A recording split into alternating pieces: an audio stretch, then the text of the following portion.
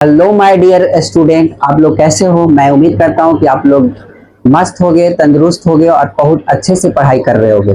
ठीक है, तो इसलिए मैं आपको आज एक नए कक्षा की ओर लेके चलते हैं। नए सब्जेक्ट का नया टॉपिक पढ़ेंगे।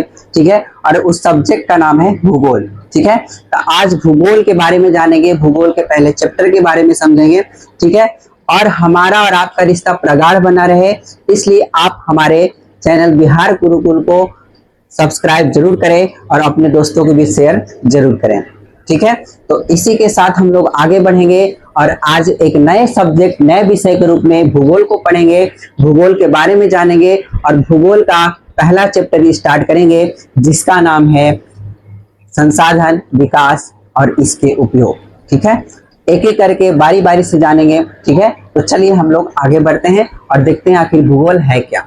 भूगोल, तो भूगोल सबको अंग्रेजी में ज्योग्राफी कहा जाता है, सबको पता ही होगा।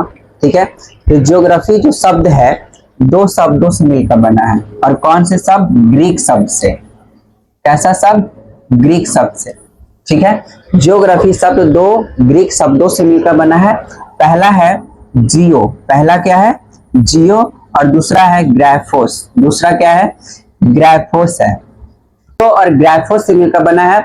जियो का हिंदी होता है क्या? पृथ्वी। जियो मतलब पृथ्वी, और ग्राफोस का मतलब होता है वर्णन करना। क्या होता है? वर्णन करना। ठीक है, इस तरह से हम लोग देखें तो ज्योग्राफी शब्द का अगर शाब्दिक अर्थ की बात करें तो ज्योग्राफी शब्द का शाब्दिक अर्थ होता है पृथ्वी का वर्णन करना। क्या होता है? पृथ्वी का वर्णन करना। और हम आप सभी को बता देना चाहते हैं कि जो ज्योग्राफी शब्द है, भूगोल शब्द है, इसका सबसे पहले प्रयोग यूनान के एक विद्वान थे जिसका नाम था इराटोस्थनीज। क्या नाम था? इराटोस्थनीज। क्या नाम था?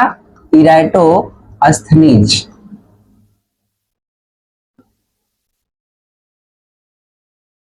ये ग्रीक के विद्वान है। क्या है? ग्रीक के विद्वान है।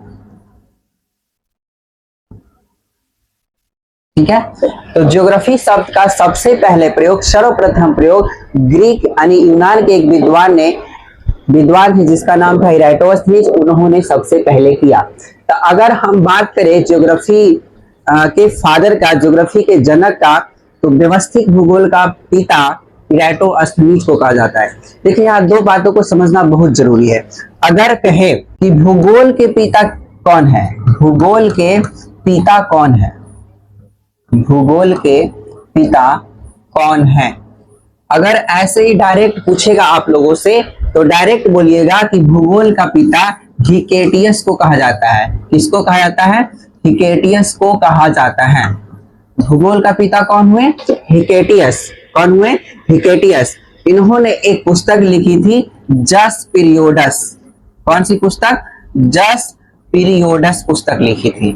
ठीक है, बहुत सा एकदम बहुत छोटा अंतर है। भूगोल का पिता किससे कहेंगे? हिकेटियस को। और हिकेटियस ने कौन सी पुस्तक लिखी थी? जस पीरियोडस। और व्यवस्थित भूगोल का पिता पूछे, व्यवस्थित भूगोल का पिता, व्यवस्थित भूगोल के पिता, तो हम कहेंगे व्यवस्थित भूगोल के जो पिता हैं वो है इराटोस्थनीज। कौन है? इराटोस्थनीज है। कौन है? इराटोस्थनीज। बात को एकदम गहराई से समझता है। ठीक है, कौन है? इराटोस्थनीज है। तो हम लोगों ने देखा कि भूगोल को अंग्रेजी में ज्योग्राफी कहा जाता है और ज्योग्राफी दो ग्रीक शब्दों से मिलकर बना है, जियो और ग्राफोस। जियो का अर्थ होता है पृथ्वी और ग्राफोस का मतलब होता है वर्णन करना। इस तरीके से ज्योग्राफी का अर्थ पूछे कोई तो बोलना पृथ्वी का वर्णन करना होता है। ठीक है, और भूगोल के पिता की बात जब कही जाए तो भूगोल का पिता कौन है? हिकेटियस है। इन्होंने जस पीरियोडस नामक पुस्तक लिखी थी। और पूछे कि व्यवस्थित भूगोल का पिता किसे कहा जाता है तो इराटोस्थनीज को कहा जाता है। इराटोस्थनीज को। देखो, अगर हम भूगोल की परिभाषा की बात करें, अगर हम भूगोल की परिभाषा की बात करें तो सबको पता है कि पृथ्वी के बारे में वर्णन करना ही भूगोल कहलाता है। ठीक है, ये तो हम लोग नॉर्मली बात को जान लिए, लेकिन अलग अलग भूगोलवेत्ताओं के द्वारा, अलग अलग भूगोलवेत्ताओं के द्वारा अलग अलग परिभाषाएं दी गई हैं। अगर हम पहले भूगोलवेत्ता की बात करें जिसका नाम है आर्थर होम्स। क्या नाम है? Arthur Holmes. तो आर्थर होम्स ने क्या कहा है? आर्थर होम्स ने कहा है कि ज्योग्राफी सब, जो ज्योग्राफी है, जो भूगोल है, भूगोल के अंतर्गत पृथ्वी के उस भाग का अध्ययन किया जाता है जिस पर मनुष्य रहता है। ठीक है, जिस पर मनुष्य रहता है। तो आर्थर होम्स के अनुसार देखें तो भूगोल के अंतर्गत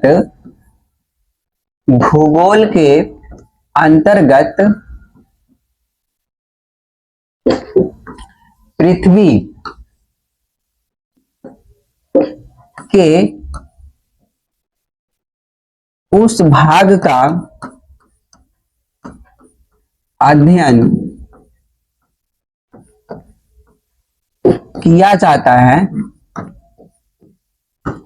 किया जाता है जिस पर मानव निवास करता है, जिस पर मानव निवास करता है।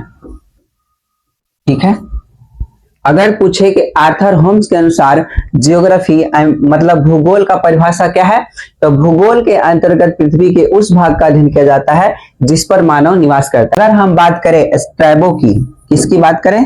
स्ट्रैबो, ये भी एक भूगोल वेत्ता है, स्ट्रैबो। तो इनके अनुसार इन्होंने कहा है कि भूगोल एक वैसा स्वतंत्र विषय है जिसके अंतर्गत हम लोग पृथ्वी, आकाशीय पिंड, खगोलीय पिंड, वनस्पति, पेड़ पौधे सबके बारे में अध्ययन किया जाता है। ठीक है, अगर स्ट्रैबो के बारे में हम बात करें तो इन्होंने कहा है भूगोल एक ऐसा स्वतंत्र विषय है, भूगोल एक ऐसा स्वतंत्र विषय है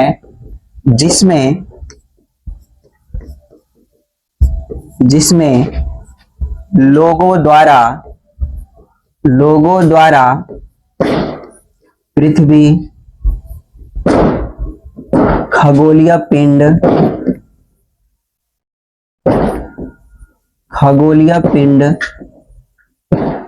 वनस्पति, जीव जंतु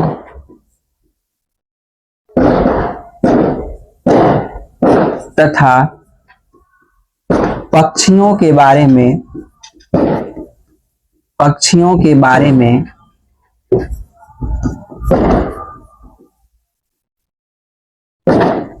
अध्ययन किया जाता है। ठीक है, तो हम लोगों ने देखा दो भूगोलवेत्ताओं का विचार और दोनों का विचार बिल्कुल अलग अलग है। अगर आर्थर होम्स की बात कहें तो इन्होंने कहा है कि भूगोल के अंतर्गत पृथ्वी के उस भाग का अध्ययन किया जाता है जिस पर मानव निवास करता है। अगर वही स्ट्रैबो की बात करें तो स्ट्रैबो के अनुसार भूगोल एक ऐसा स्वतंत्र विषय है जिसमें लोगों द्वारा पृथ्वी, खगोलीय पिंड, वनस्पति, जीव जंतु तथा पक्षियों के बारे में अध्ययन किया जाता है। ठीक है, अगर हम बात करें और किसी भूगोलवेत्ताओं के बारे में तो बहुत सारे भूगोलवेत्ता हैं जिन्होंने अलग अलग भूगोल की परिभाषाएं दी हैं, लेकिन हम कक्षा 10वीं का पढ़े हैं तो इसलिए हमें ज्यादा गहराई में नहीं जाने की जरूरत है।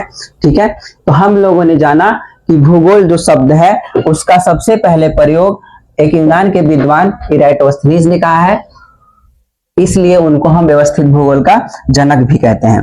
ठीक है, तो हम लोग बात कर रहे हैं कक्षा 10वीं की, तो पहला चैप्टर है संसाधन विकास और उपयोग।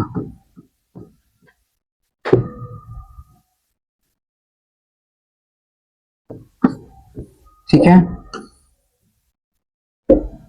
तो हम लोग आज कक्षा 10वीं का भूगोल का पहला चैप्टर पढ़ेंगे जिसका नाम है संसाधन विकास और उसके उपयोग। ठीक है, तो सबसे पहले हम लोग जानेंगे कि आखिर संसाधन होता क्या है। तो सबको पता होगा कि संसाधन क्या होता है। ठीक है, हमारे पर्यावरण में उपस्थित वे सारी वस्तुएं जो हमारी आवश्यकताओं को पूरा करें। एकदम नॉर्मल परिभाषा है, एकदम ध्यान से समझना तुम लोग। ठीक है, संसाधन किसे कहेंगे? अगर पूछा जाए तो क्या बोलोगे कि हमारे पर्यावरण में उपस्थित वे सारी वस्तुएं जो हमारी आवश्यकताओं को पूरा करे या आवश्यकताओं की पूर्ति करे, उसे हम लोग क्या कह देंगे? संसाधन कह देंगे। बात समझ में आ रही है? संसाधन किसे कहेंगे? संसाधन किसे कहेंगे? ठीक है, तो पर्यावरण में उपस्थित भी सारी वस्तुएं, पर्यावरण में उपस्थित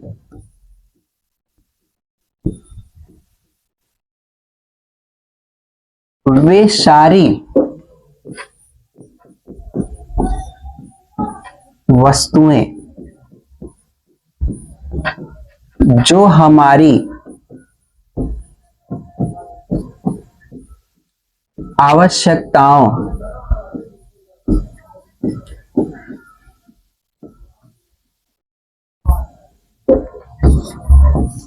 की पूर्ति करे, क्या कहलाता है? संसाधन कहलाता है। ठीक, क्या कहलाता है? संसाधन कहलाता है। संसाधन कहलाता है। बातें समझ में आ रही है? संसाधन किसे कहेंगे? पर्यावरण में उपस्थित वे सारी वस्तुएं जो हमारी आवश्यकताओं की पूर्ति करे, उसे हम संसाधन कहते हैं। अगर हम इस पेन की बात करें तो पेन भी एक संसाधन है, क्योंकि हमारे लिखने काम आ रहा है और ये हमारी आवश्यकता है जिसको ये पेन द्वारा पूरा किया जा रहा है। ठीक है, अगर हम इस डिजिटल बोर्ड की बात करें तो ये भी एक संसाधन है, क्योंकि ये भी एक आवश्यक चीज है जो हमारे लिखने की आवश्यकता को क्या कर रहा है?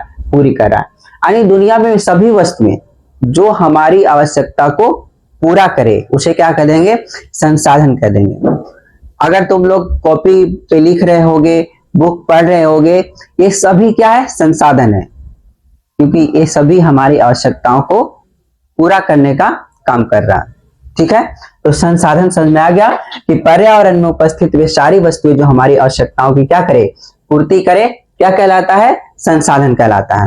ठीक है, अब हम लोग आगे बढ़ते हैं और देखते हैं कि संसाधन का वर्गीकरण किस तरीके से किया गया है। संसाधन का वर्गीकरण, आप सभी को बता दें कि संसाधन का वर्गीकरण आप लोग अलग अलग कक्षाओं में अलग अलग तरीके से पढ़े होंगे, लेकिन हम लोग क्लास 10th में हम 10th का जो पढ़ रहे हैं संसाधन, उसमें हम लोग संसाधन का वर्गीकरण 5 आधारों पे करेंगे। कितने आधारों पे करेंगे?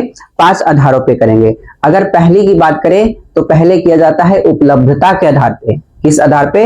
उपलब्धता के आधार पे। और उपलब्धता के आधार पे संसाधन को 2 भागों में बांटा गया है।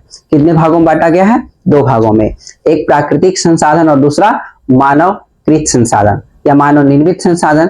ठीक है, तो पहला किस आधार पे बांटे? उपलब्धता के आधार पे। और उपलब्धता के आधार पे संसाधन कितने भागों में बांटा गया है? 2 भागों में बांटा गया है, प्रकृति प्रदत्त और मानव प्रदत्त, या फिर प्राकृतिक संसाधन या मानव निर्मित संसाधन या मानवकृत संसाधन या मानवीय संसाधन। ठीक है, यहाँ कोई दिक्कत नहीं होना चाहिए। और दूसरे आधार की बात करें तो स्रोत और उत्पत्ति के आधार पे। किस आधार पे? स्रोत और उत्पत्ति के आधार पे डिवीजन करते हैं और इसके आधार पर भी संसाधन को 2 भागों में बांटते हैं। पहला जैविक संसाधन, दूसरा अजैविक संसाधन। पहला क्या? जैविक संसाधन और दूसरा अजैविक संसाधन। और तीसरे की बात करें तो पुनः प्राप्ति के आधार पे बांटते हैं। देखो, पहला उपलब्धता के आधार पे, दूसरा स्रोत और उत्पत्ति के आधार पे और तीसरा पुनः प्राप्ति के आधार पे। अगर पुनः प्राप्ति के आधार पे संसाधन को बांटे तो इस आधार पे भी संसाधन को 2 भागों में बांटा जाता है। पहला नवीकरणीय और दूसरा अनवीकरणीय। और आगे बांटते हैं स्वामित्व के आधार पे। चौथा आधार क्या हुआ? स्वामित्व के आधार पे। तो स्वामित्व के आधार पे संसाधन को 4 भागों में बांटते हैं। कितने भागों में बांटते हैं? 4 भागों में। अगर पहले की बात करें तो निजी संसाधन, दूसरी की बात करें तो सामुदायिक संसाधन, और तीसरे की बात करें तो राष्ट्रीय संसाधन, और चौथे की बात करें तो अंतरराष्ट्रीय संसाधन। स्वामित्व के आधार पे कितने भागों में? 4 भागों में। निजी संसाधन, सामुदायिक संसाधन, राष्ट्रीय संसाधन और अंतरराष्ट्रीय संसाधन। ठीक है, अगर हम अगले आधार की बात करें तो संभाव्य के आधार पे यानी संभावना के आधार पे संसाधन को बांटते हैं और उस आधार पे 3 भागों में बांटा गया है। पहला 3 भागों में नहीं, सॉरी 4 भागों में। पहला संभाव्य संसाधन, दूसरा ज्ञात संसाधन, तीसरा भंडारित और संचित संसाधन। ठीक है, तो हम लोगों ने क्या देखा, संसाधन का वर्गीकरण। तो संसाधन का वर्गीकरण मुख्य रूप से 4 आधार पे किया गया है। कितने आधार पे? 4 आधारों पे। अगर पहले आधार की बात करें तो पहला आधार है इसका उपलब्धता के आधार पे। किस आधार पे? उपलब्धता के आधार पे। बातों को एकदम ध्यान से समझना है, बारीकी से समझना है। पहला क्या हो गया? उपलब्धता के आधार पे। किस आधार पे? उपलब्धता के आधार पर। ठीक है, संसाधन का वर्गीकरण मुख्य रूप से 5 आधार पे किया गया है और पहला है उपलब्धता के आधार पे। और पहले उपलब्धता के आधार पे अगर भी इसका डिवीजन करें तो संसाधन को 2 भागों में बांटा गया है। कितने भागों में बांटा गया है? 2 भागों में बांटा गया है। अगर हम पहले की बात करें तो प्राकृतिक संसाधन, क्या बोलते हैं? प्राकृतिक संसाधन। क्या बोलेंगे? प्राकृतिक संसाधन। बातें समझ में आ रही है? संसाधन का वर्गीकरण 5 आधार पे किया गया है और पहला किया गया है उपलब्धता के आधार पर और उपलब्धता के आधार पे संसाधन को 2 भागों में बांटा गया है। पहला है प्राकृतिक संसाधन और दूसरा है मानव निर्मित संसाधन। क्या है? मानव निर्मित संसाधन। दूसरा क्या है? मानव निर्मित संसाधन।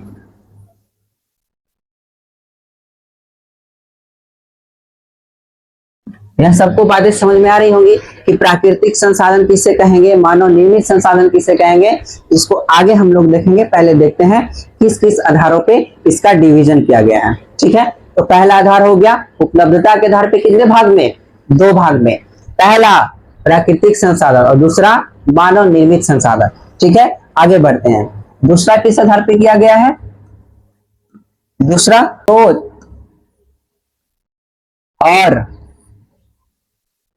उत्पत्ति के आधार पे। स्रोत और उत्पत्ति के आधार पे।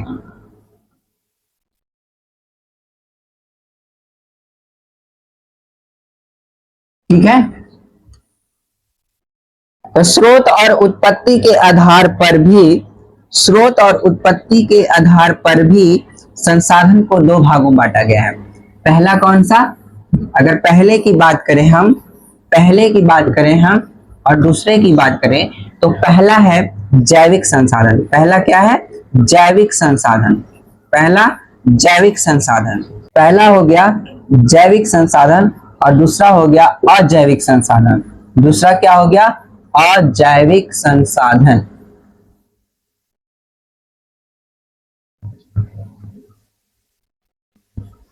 ठीक है, सबको बातें समझ में आ रही है? क्लियर एकदम? ठीक है, तो पहला उपलब्धता के आधार पे 2 भागों में, कौन कौन? प्राकृतिक संसाधन और मानव निर्मित संसाधन।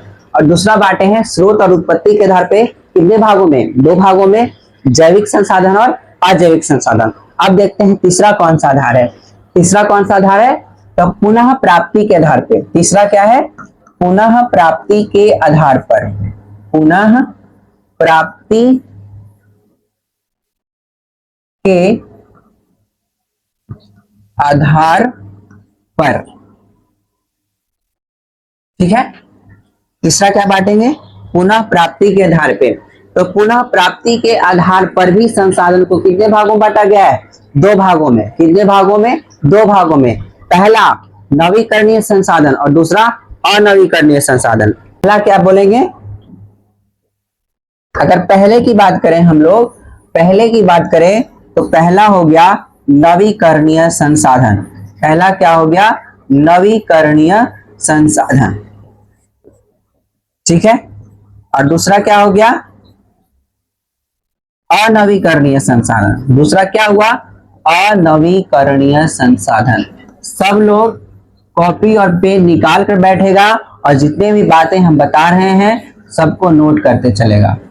ठीक है, तो पुनः प्राप्ति के आधार पे कितने भागों में बांटा गया?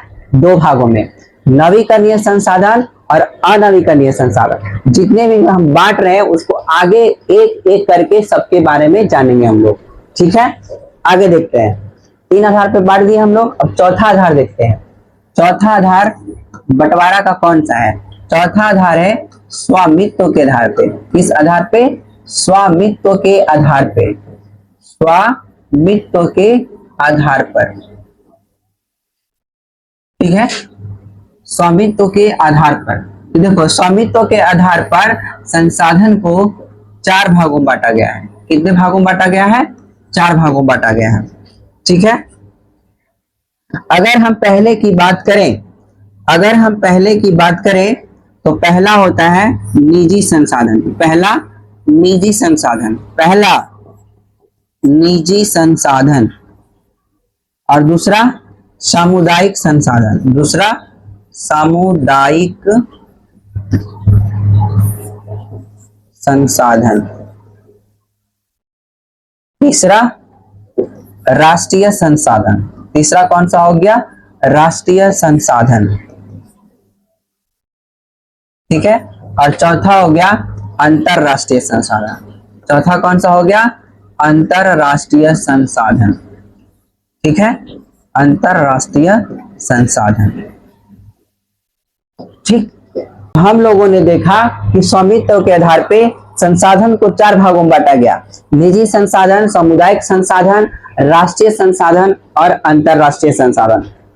कौन कौन? निजी संसाधन, सामुदायिक संसाधन, राष्ट्रीय संसाधन और अंतरराष्ट्रीय संसाधन, ठीक है। और अगला आधार हम लोग देखेंगे विकास के आधार पे। किस आधार पे? विकास के आधार पे। ये लास्ट आधार है विकास के आधार पर। किस आधार पर? विकास के आधार पर,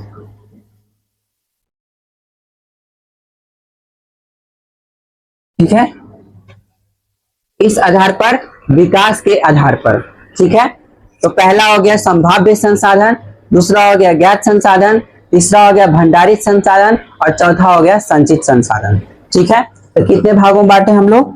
अगर विकास के आधार पर हम बात करें तो इसको भी 4 भाग में बांटा गया है। कितने भाग में? 4 भाग में। पहला संभाव्य संसाधन, पहला कौन सा हो गया? संभाव्य संसाधन। पहला क्या हो गया? संभाव्य संसाधन। दूसरा क्या हो गया? ज्ञात संसाधन। दूसरा क्या हो गया? ज्ञात संसाधन।